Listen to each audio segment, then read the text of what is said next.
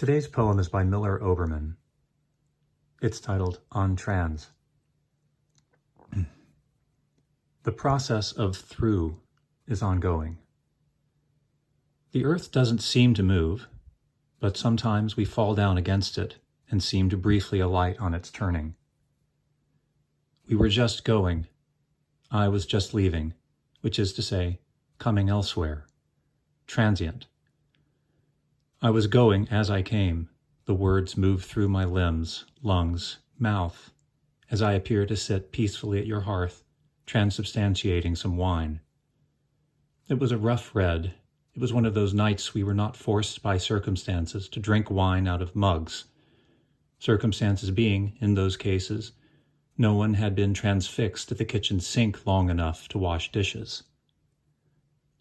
I brought armfuls of wood from the splitting stump. Many of them, because it was cold, went right on top of their recent ancestors. It was an ice night. They transpired visibly, resin to spark, bark to smoke, wood to ash. I was transgendering and drinking the rough red at roughly the same rate, and everyone who looked saw. The translucence of flames beat against the air against our skins.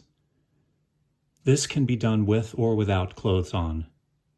This can be done with or without wine or whiskey, but never without water. Evaporation is also ongoing.